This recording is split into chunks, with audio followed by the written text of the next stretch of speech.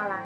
Ramalan merupakan aktivitas fungsi bisnis yang memperkirakan penjualan dan penggunaan produk sehingga produk-produk itu dapat dibuat dalam kuantitas yang tepat. Ramalan merupakan dugaan terhadap permintaan yang akan datang berdasarkan pada beberapa variabel, sering berdasarkan data direct waktu historis. Untuk tujuan ramalan, yang pertama untuk mengkaji sebuah kebijakan perusahaan yang berlaku pada saat ini dan di masa lalu, serta melihat sejauh mana pengaruhnya di masa depan. Ramalan bertujuan untuk memperkirakan prospek ekonomi dan kegiatan usaha serta pengaruh lingkungan terhadap prospek tersebut. Ramalan atau forecasting merupakan bagian terpenting bagi setiap perusahaan ataupun organisasi bisnis dalam setiap pengambilan keputusan manajemen.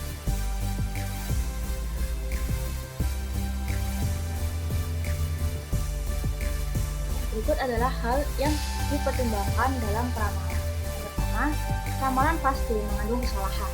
Artinya, ramalan hanya bisa mengulangi ketidakpastian yang akan terjadi, tetapi tidak dapat menghilangkan kepastian tersebut.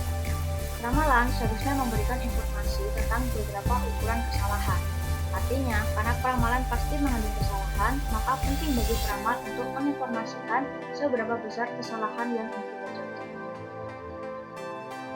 Lalu, peramalan jangka pendek lebih akurat dibandingkan peramalan jangka panjang. Mengapa seperti itu? Karena pada peramalan jangka pendek, faktor-faktor yang mempengaruhi permintaan relatif masih konstan, sedangkan pada periode panjang itu semakin besar pula kemungkinan terjadinya perubahan faktor-faktor yang mempengaruhi permintaan. Berikut adalah jenis forecasting atau peramalan berdasarkan horizon waktu. Yang pertama, untuk peramalan jangka panjang, yaitu mencakup waktu lebih besar, yaitu sekitar lebih dari 18 bulan. Misalnya, ramalan diperlukan dalam kaitannya dengan penanaman modal, perencanaan fasilitas, dan perencanaan untuk kegiatan rumah. Yang kedua, peramalan jangka menengah, itu mencakup waktu antara 3 sampai 18 bulan. Misalnya, ramalan perencanaan penjualan, perencanaan produksi, dan perencanaan tenaga kerja tidak tetap. Lalu yang ketiga ada peramalan jangka pendek, karena waktu mencakup jangka waktu kurang dari 3 bulan. Misalnya, peramalan dalam hubungan dengan perencanaan pembelian material, penjadwalan kerja, dan penugasan karyawan. Lalu, ada jenis forecasting berdasarkan fungsi dan perencanaan operasi. Yang pertama ada peramalan ekonomi, di mana menjelaskan siklus bisnis dengan memprediksi tingkat inflasi, ketersediaan uang, dana yang dibutuhkan untuk membangun perumahan, dan indikator perencanaan. Kedua ada peramalan teknologi, di mana memperhatikan tingkat kemajuan teknologi yang dapat meluncurkan produk baru yang menarik, yang membutuhkan pabrik dan peralatan. Lalu yang ketiga terdapat peramalan permintaan, itu proyeksi peramalan untuk produk atau layanan perusahaan. Lalu ada jenis forecasting berdasarkan jenis data. Ada peramalan kualitatif berdasarkan atas data kualitatif pada dasarnya. Hasil ramalan yang dibuat sangat tergantung pada orang yang menggunakannya. Hal ini penting karena peramalan tersebut ditentukan berdasarkan pemikiran yang bersifat intuisi, pendapat, dan pengetahuan serta pengalaman dari peneliti. Kedua terdapat peramalan kuantitatif, yaitu peramalan berdasarkan atas data penjualan pada masa lalu. Hasil peramalan dibuat sangat tergantung pada metode yang digunakan dalam peramalan tersebut.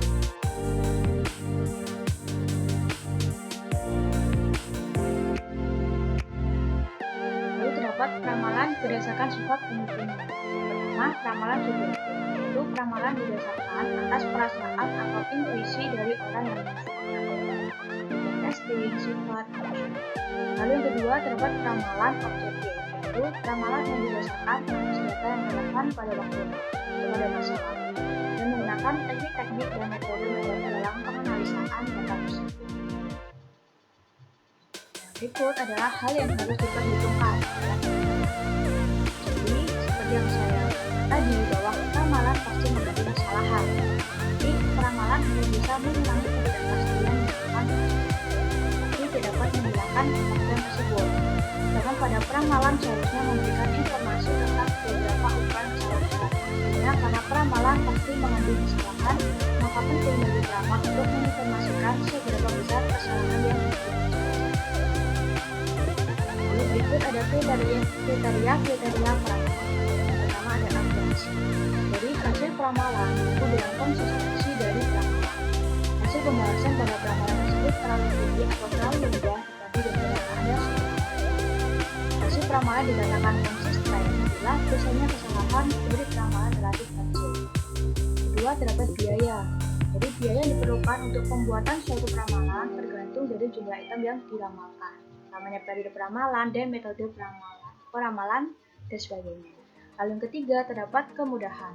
Penggunaan metode peramalan yang sederhana, mudah dibuat dan mudah untuk dioperasikan akan memberikan keuntungan bagi masyarakat. Selanjutnya akan dijelaskan oleh partner saya. Terima kasih.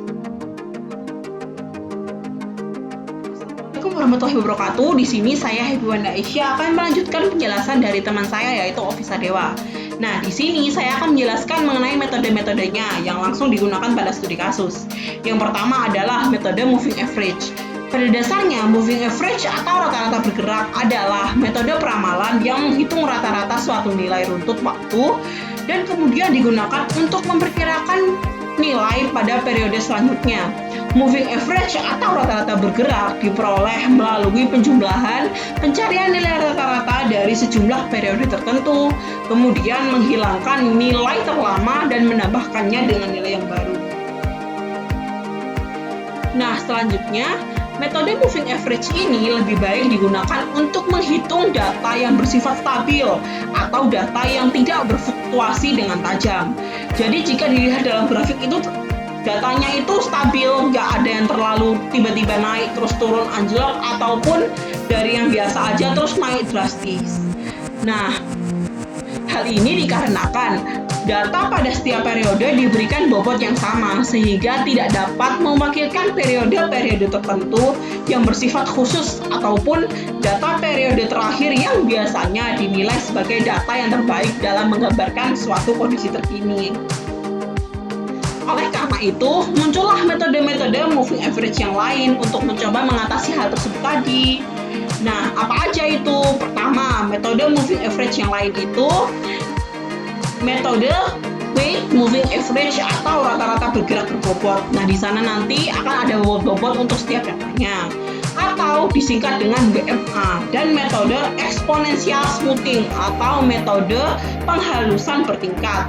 Nah, di sini akan diketahui pembobotannya bertingkat dengan menggunakan yang namanya nilai alfa. Sedangkan untuk metode moving average yang sederhana ini biasa disebut dengan simple moving average atau disingkat dengan SMA. Nah, berikutnya seperti yang dijelaskan tadi ada metode weight moving average. Metode weight moving average ini memberikan penekanan yang berbeda pada setiap nilai data dan kemudian menghitung bobot yang paling besar untuk pengamatan yang paling terbaru. Sementara itu, nilai penekanan akan mengalami penurunan untuk data yang lebih lama. Jadi, contohnya ada 3 data terakhir. Data yang paling lama dikasih nilai 1, yang kedua dikasih nilai 2, dan yang paling baru dikasih nilai bobot yang paling besar yaitu 3. Nah, penerapan metode ini dilakukan dengan pemilihan data yang akan dimasukkan sebagai data aktual basis, kemudian memilih bobot untuk masing-masing nilai. Nah, kemudian selanjutnya ada metode single exponential smoothing atau metode exponential smoothing.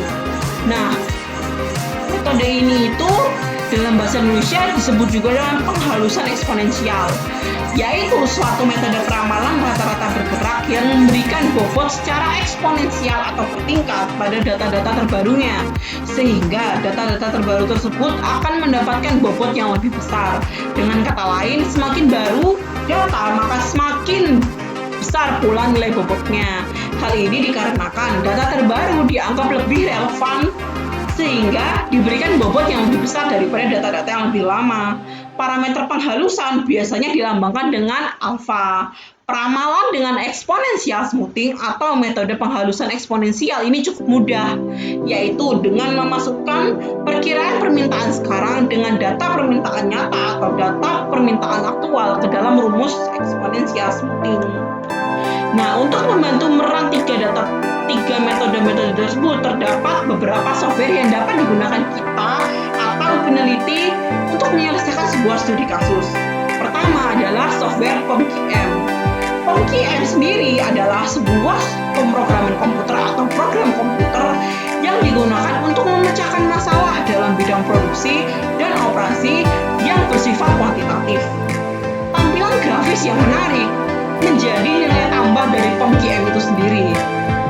Nah, POM-QM ini sendiri juga digunakan sebagai alternatif aplikasi guna membantu pengambilan keputusan, seperti misalnya menentukan kombinasi produksi yang sesuai agar memperoleh keuntungan yang sebesar-besarnya atau optimalisasi produksi. Nah, langkah-langkah penggunaan POM-QM ini itu cukup mudah. Nah, yang dijelaskan di sini kan untuk program linear. Saya jelaskan sendiri untuk yang digunakan untuk forecasting. Untuk forecasting sendiri terdapat pilihan forecasting dalam software POM-QM. Diklik dan kita pilih nanti time series.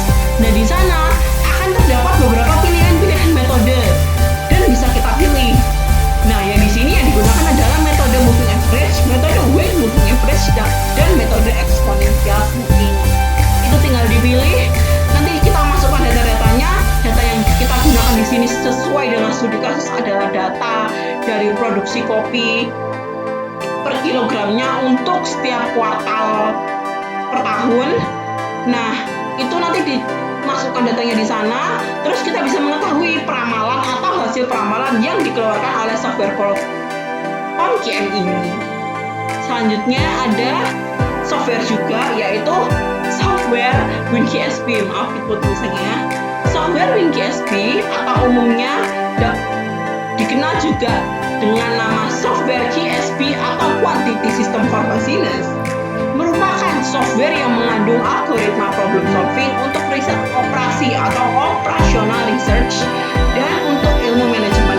WinGSP sendiri terdapat beberapa modul yang dapat digunakan untuk menyelesaikan masalah-masalah seperti agregat dalam sistem produksi, analisis keputusan, performa dinamis, dan lain sebagainya, termasuk dengan peramalan atau forecasting sendiri.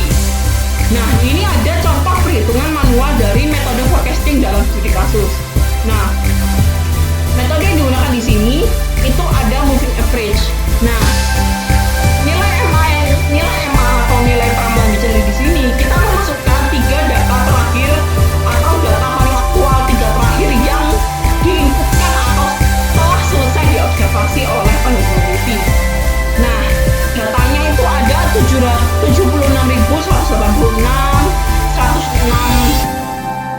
106.812 sama 98.400. Nah, itu dimasukkan, dibagi 3 dengan sesuai dengan jumlah datanya, kemudian didapatkan hasil peramalan untuk tahun 2018 kuartal kedua, yaitu 9379,33 atau 93.800 unit. Nah, itu bisa dilihat ini di nomor 14 yang ada di kolom. Itu kan sesuai dari WinGSP-nya maupun dari POM-QM-nya sesuai dengan perhitungan manual yang telah dilakukan. Nah, yang kedua ada weight moving average. Nah, di sini juga sama. Kita masukkan 3 data paling aktual, tapi sesuai dengan namanya terdapat pembobotan yang berbeda-beda. Untuk pembobotan data yang paling aktual digunakan bobot yang paling besar, yaitu 3. Dan mundur ke belakang semakin lama semakin kecil karena data yang lebih lama dianggap lebih tidak relevan daripada data yang baru, sehingga diberi bobot yang lebih sedikit nilainya. Nah, di bawahnya itu nilai-nilai pembobotannya kemudian ditambah. Itu sebagai nilai N untuk menjadi nilai bagi dari metode weight moving average ini. Didapatkan hasil sebagai berikut, 97.502 unit. Nah, hal tersebut sesuai dengan kolom ke-14 yang telah dikeluarkan sebagai hasil peramalan dari software WinGSP maupun software POM-QM-nya. Bisa dilihat next period ini sama kan? Nah, ini 957,66 sesuai dengan hasil perhitungan manualnya. Nah, kemudian ada spooling constant atau disebut dengan exponential smoothing. Nah, di sini itu kita masukkan data alfanya atau yang disebut dengan smoothingnya. Kayak gitu, kita masukkan semua. Terus nanti ini itu ada data-data, kita masukkan data 98.400 ini merupakan data yang paling aktual. Nilai 1 adalah peluang itu jika benar semua 1, sedangkan 0,25 adalah standar errornya, sehingga yang kemungkinan besarnya itu adalah kemungkinan yang benar di luar nilai error adalah 1 kurangi 0,252. Nah, ini nilainya, nilai F-nya itu nilai data terakhirnya, data ramalan terakhirnya dihitung sesuai dengan hasilnya sesuai dengan software WinGSB dan POMQM. Sekian dari saya, mohon maaf